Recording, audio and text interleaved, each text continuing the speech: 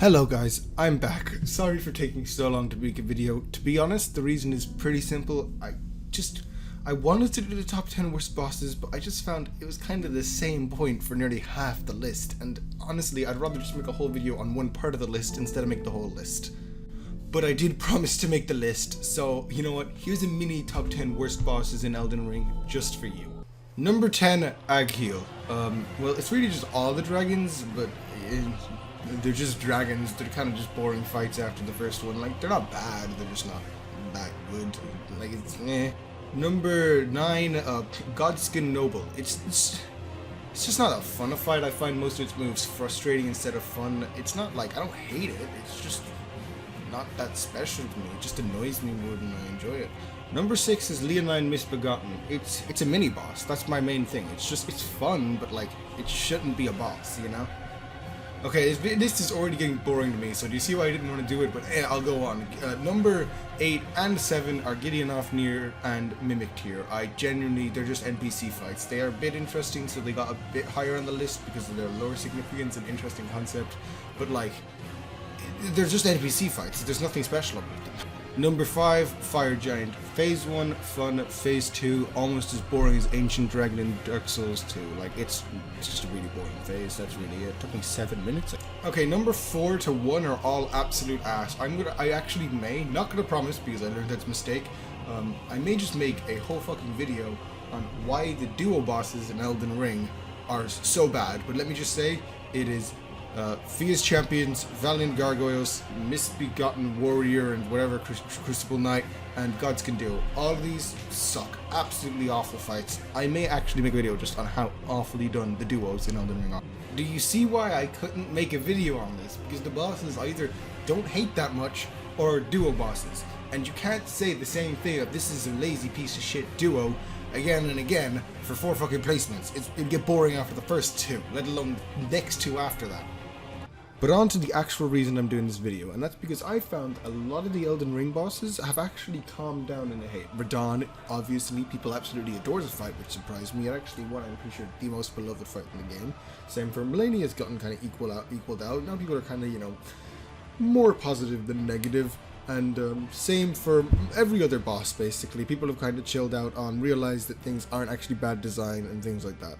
But there's one boss that people have not calmed down on and still gets hate to this day, and that boss is Forefathers one and all! Bear witness! I had some of the worst encounters with the beast. Number 1, the Elden Beast. Can't believe this fight made it into the final release of the game. It's so awful. By fighting the Elden Beast, which is even worse and feels more unpleasant to fight.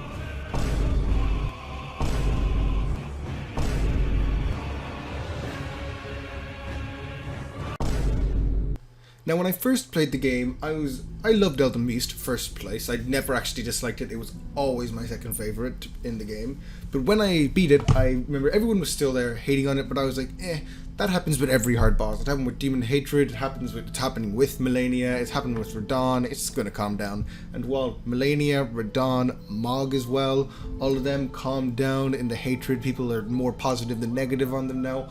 Elden Beast seems to have grown in how much people hate it, and I decided to wonder, why do they hate it, and is it a flaw with the boss, or maybe a possible flaw with how they fight the boss? Now obviously I'm not going to tell you you're playing the game wrong, I'm just going to show to you that, at least objectively, Elden Beast is not that bad a boss. That is my objective here.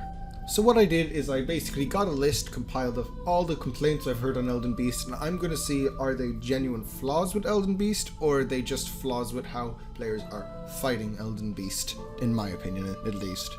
So before we make a 5-hour video, let me just start off and start saying the points. Let's start off with the first complaint, which is a pretty big one, which is that a lot of people think that Elden Beast runs around too much. They think that it will move away so much that you barely get to hit it, and you basically just chase the entire whale the entire time around the arena.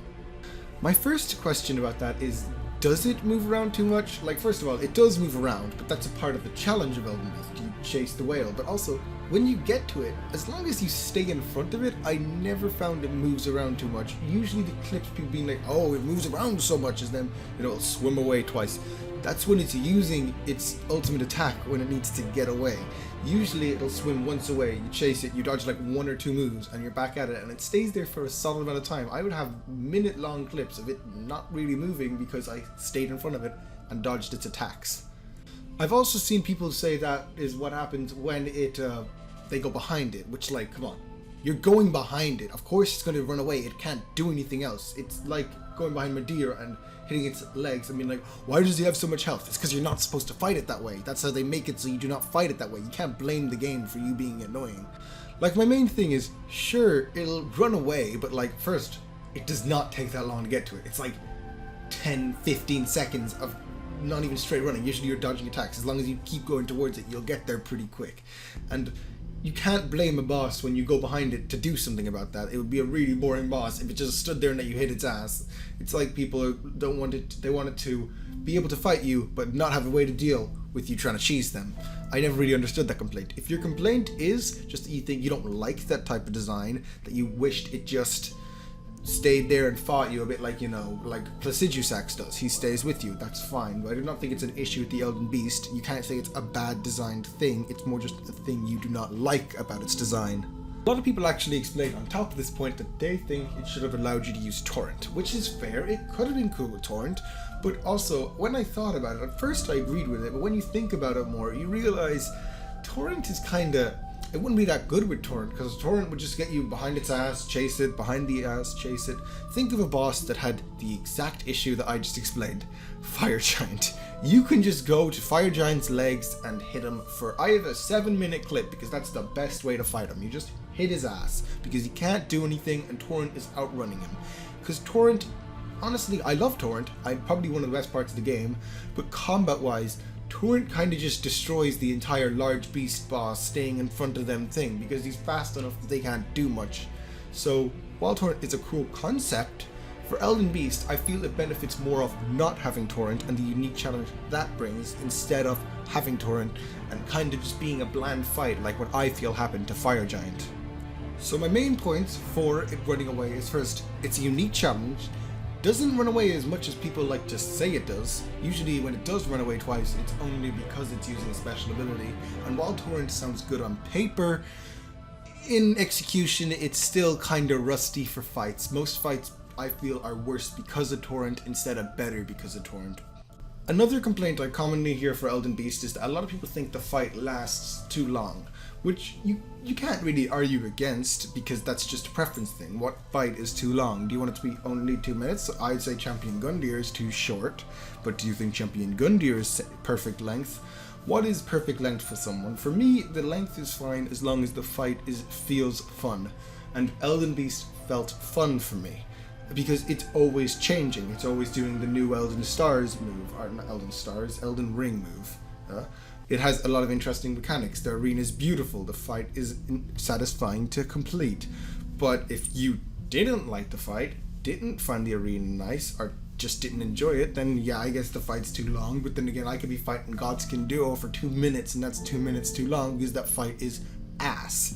While Elden Beast is 5 minutes at my longest. That was my longest winning attempt with it, but I enjoyed the entire 5 minutes because I enjoyed the fight. So what really counts as too long is more up to preference. You can't argue for or against it unless it's just a garbage fight like Godskin Duo. It's also clearly part of the challenge for Elden Beast. Radagon is a fight where it's fast, you can die before you can get the chance to heal, but it only lasts 1 minute. Or 2 actually, 2 to 1 minute.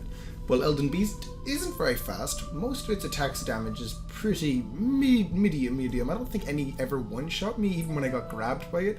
Its fight is clearly designed to be an endurance fight, and as the final boss, it wants to test that. Radagon tests how you do against the fast opponents that can kill you before you get a chance to heal, like Morgott or Melania, while Elden Beast tests you on the slower fights, where it's just you have to slowly have your HP whittled down, a bit like Placidusax. But neither is better than the other, it's just a case of which one do you prefer. Elden Beast is clearly designed this way, while Radagon is clearly designed that way. Neither is worse than the other because of that. And on the topic of Radagon, that's another point that people often mention. They often mention that Radagon and Elden Beast should be separate boss battles.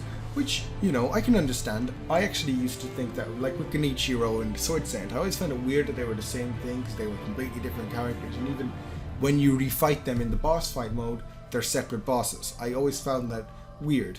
But for Elden Beast, I can understand why you'd think that, but I'll explain why I actually like it that way and why I feel it makes sense, lore and gameplay wise. It's first off, as I mentioned, from a gameplay perspective.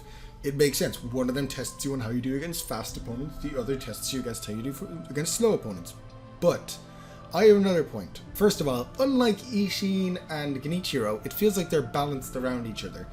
Genichiro felt like it was a speed bump where you probably don't even get hit while getting to Sword Saint. That's why I was fine with it being replaced. While Radagon and Elden Beast are very clearly balanced around each other. Elden Beast is balanced for you to have lost a solid bit of healing before you got to Radagon, and Radagon is built to be pretty quick fight so that you can fight Elden Beast. It does not feel like two separate fights put together, it feels more like two bosses made into one for lore reasons. And the lore reason that I feel it was done is because Radagon is nearly controlled by the Elden Beast. He clearly follows the greater will more than his own will itself. When he was told to leave Renala, he left Renala. So as a character he's a puppet, but also you could be argued that he's probably being controlled at that point. He's just, or at least doesn't care. He's basically acting as if he's controlled. Why else would he be defending a thing that's had him hung up for no actual reason for so long? And it could be a case of, as some people say, you have to fight the puppet to get to the puppet master. Radagon is nearly being controlled, the puppet of the Elden Beast, and once you destroy the puppet, the full-on Elden Beast, which literally uses Radagon as a tool, mainly sword, which points towards it being basically the Elden Beast's puppet, to fight you. So it's nearly like you're fighting Radagon, who's just being controlled, it's barely even a person, to get to the actual boss. It's nearly like it's just another part of Elden Beast fighting you. So my point here mainly is that instead of feeling like two separate bosses fused into one for no good reason, it felt like a separate phase of Elden Beast that just used a humanoid form, and then you get to the actual beastly form once it realizes it cannot defeat you with the weaker form of Radagon. So I personally felt, while fighting it, instead of just going, oh, it's Radagon then Elden Beast, it was more Radagon's form than Elden Beast, because Radagon is basically just a form. He clearly does not care. He is the loyal hound of them, and all he wants to do is serve the greater will, and that practically makes him a puppet of the greater will. Now I'm going to go for probably the stupidest argument I've heard against Elden Beast of all of them, which is a lot. Just say it is just a blob. Why would you say that? It's just so clearly wrong, and you're ignoring so much detail put into it because you don't like the fight. I don't like Fire Giant, but I can still go. Phase 2, which is the phase I don't like, phase 1 is fine, is a cool design. You don't need to hate everything a king does just to say you dislike it. You can like parts of it. Like, I don't like Godskin Duo. They're my least favorite boss, probably in the entire franchise. But their theme, fucking baller. I'm not just gonna lie and go, Godskin Duo's theme, awful. Why? Because the fight sucks. You can appreciate parts of it. You don't need to love or hate everything to like or hate a boss. You can say, it's a cool dragon galaxy creature, but its fight, ass. You don't need to choose everything. You can just appreciate parts. Don't just lie about the design of a boss because you dislike the fight of a boss.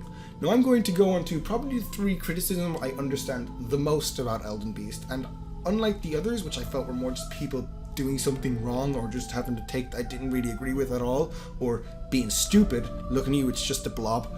What the hell are you talking about? Let's go on to actual issues that I can understand of the boss. First of all, I'm going to start off with camera issues. I can't really argue that it's not a part of it, but I can argue that I haven't experienced it. It's probably a rarity then. I actually love how it does it because you can always see the boss moving in a way, so even while you can't see what the arm's directly doing, I could always tell what it was doing. But I can't really just go, camera issues, not a flaw. That's ignoring criticism, which is weird to think because I just made a whole thing about how you can't just ignore criticism. You can ignore, you don't need to love everything about a boss. If you think camera issues are an issue, that's fine. Maybe it is an issue. I never found it an issue. That's all I can really say for it. I'm not going to say, oh, no camera issues at all, flawless boss, because that's I can't. It's just not really a thing I can say at the moment. Maybe after a year or so, when I get like 20 more fights, I can see what people mean or see if maybe they're just fighting it wrong. But the way I fight it, I never really found camera issues, a thing that I struggled with. A lot also think that Elden Beast has Arena has an invisible wall issue, which is another issue that I never really found an issue. You must have been running too far in one direction, but I never really found it an issue, and it's because it's obviously just a massive arena. But if you have been fucked over by the invisible wall, that's fair. Maybe they should have made it more clear when you reach the invisible wall, but it's clearly not that big an issue because I never even touched the invisible wall, so it's probably a very big arena. So I can't really say anything against your argument. Maybe it should have been more clear. I can more say it's not that big a flaw in the boss because you have to be fighting or get very unlucky or run away too far anyway. So it's not a big issue in the boss, even if it is just a bit of an issue, because, you know, it's not a flawless fight. I'm not going to argue that it's flawless because I can't, because it has small issues, and that's fine. Every boss besides Gale has small issues, you know?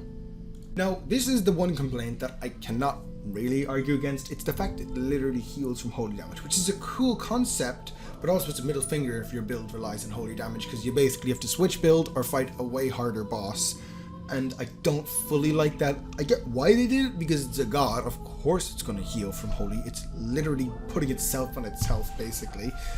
All I can really say is that it is a middle finger to your build, but at least in Elden Ring, build choice is a part of your thing. You can basically upgrade any weapon to plus 10 pretty easily, so at least just have a backup weapon, and it does make sense. It's not like it's just a random thing. Of course, a god would be resistant to holy damage. You know, it's not like you have to struggle to put 2 and 2 together. It just is annoying if you do use a holy weapon, because you basically either have to fight a way harder boss or switch weapon for your build, which is annoying. I can't deny that. Now, onto the final issue, which is probably the biggest one that I've always heard. You will always hear of this. You ask someone why they dislike Elden Beast, and it's so clear, it's Elden Stars. And I never really found it that big an issue, but I'm gonna try to explain both sides on why they dislike it, because I can see why you dislike it. I'm just gonna explain why I do not think it's that bad a move. Now, I'm not gonna fully say, but I've heard it's nerfed. Now, not fully, I've just heard it a couple times, so it's he said, she said, you know, I'm not gonna fully go into that and more just go into it pre-nerf. That's what I'm going off here. First, I found that its tracking isn't too bad as long as you do a couple loops, and you only take a bit of damage. You will take damage, which is a problem, because a lot of players do not like unavoidable damage. I don't like unavoidable damage too much, but a lot of people hate it, especially when it can just be randomly done. It's why a lot of people disliked Mohg's gimmick, even though I personally think it's a perfectly done gimmick, because they just do not like taking damage for something they find very hard to avoid. You can avoid Elden Beast attacks, but it's very difficult to do. My strategy is to go behind it, and then it'll usually spend the time running away, and then you just run towards it after doing a couple loops. But that doesn't always work. You will take damage, and that's just kind of annoying for some people. It's a mild inconvenience. It's a bit like Melania's waterfowl. Sometimes you will get a hit, unless you're a god. But it's not a big part of the fight. The issue people have is when it combos it with other moves. My thing is that while sure you could get hit, first of all you can jump most moves from a distance. There's also the fact that it is chasing you. As long as you keep going forward, you can dodge them. But like Elden Stars, I can understand the issue. It's more just, do you find it an issue or not is the question. How big an issue do you find it? Because it's a move it'll usually only pull out twice in a fight, and it doesn't do much damage. But if you don't like taking any damage, it can be annoying that a move can practically be a flip of a coin if you're doing a damage or just run. It's more just a case of, as I said, do you dislike it or not? I also feel that while sure it doesn't the issue that it can do annoying chip damage to you, I actually like how it adds a new threat to other moves. Like when you're dodging this move, you have to start dodging Elden Stars as well, and whoa, it's a big challenge. I like that. It adds a kind of almost bullet hell-like feel to it, and it's fun to do. It adds tension to the fight, which a lot of people call boring, so you know, that should be adding to your experience, I guess. But, you know, my main point for these isn't that they're just non-issues. I'm not going to ignore little nitpicks you have for the fight. If you don't like it, that's fine. My point more is that none of these are fight ruining. Like Elden Stars, annoying, sure, but does it ruin Elden Beast that sometimes you can get bad luck? not really. It's a move that'll do twice, and usually it just does a bit of chip damage. Like, the move barely even stuns. So I don't really see it as a big issue. Same for the camera, I never really found that an issue, so obviously it's a pretty rare thing depending on play style, or the fact that there's the invisible wall, that's just bad luck. Like, all these things, sure, they're tiny little nitpicks, but they're just nitpicks. I could pick a nitpick for most bosses, so I don't really see why this is one where it especially ruins Elden Beast, when it has so many positives, like the amazing design, ignore the blob guys, they're wrong, amazing arena, amazing theme, fun moves to dodge, is a well done beast boss, and is an actual unique fight that has very different from any other boss in the series. But people don't care about the differences, I feel. They just want to fight up close personal fights. They don't want to have some unique fighting experience with a boss for some reason. And when you'll often get complaints that it's just roll fest, it always confuses me that a lot of Elden Beast's bosses get criticized for trying something different. Like, I never really understood that. Anyways, thanks for listening to the video if you got this far, and if you don't like Elden Beast, thanks for at least having an open mind about it, because I know it's hard to do a lot of the time when videos will be out about something you disagree with. It can be hard to like try to fully have an open mind about it, and if you did, I thank you for that. Even if you don't like Elden Beast by the end, I hope you could at least try to appreciate it more, and more just say it's not for you, not a fight you enjoy. It doesn't need to be a shit fight. I don't enjoy a lot of the fights in the series, some from Bloodborne, a lot from Elden Ring as well. Some of the most popular ones like Prestigious Axe I'm not too fond of. Doesn't mean that Prestigious Axe is worse than these bosses, doesn't mean Prestigious Axe is bad, doesn't mean Gascoigne is bad. These bosses are just not for me, and that's kind of it. That's the end. I don't need to say that they're a badly done fight. I can just say they're a fight I don't like. And there's fights I do like that people don't like. Doesn't mean, because you can appreciate a fight even if you don't like the fight. You don't need to hate something. You don't need something poorly designed. You can just say something's not for you and how it's done. But thanks for listening, and I will see you hopefully someday. That's all I'll say. I hope I can do a video, because I want to do, when we hopefully get an Elden Ring DLC, if it shakes around my top 10 in the series enough, I'll try to remake my top 10 bosses video, because that video is very old, and I was hoping for a Sekiro DLC at the time. So if Elden Ring shakes it around enough, I want to remake it, because a lot of my list has changed. I'm going off, if 50% at least is different, I will remake that list, because that list is old and not very good. And that's coming from me now, who's also not very good. So imagine how bad that list was. Anyways, thanks for watching. I hope you enjoyed the video. And if you have anything you want to say, whether positive or negative, I would love to read it in the comments. Thanks for watching, and see you hopefully soon.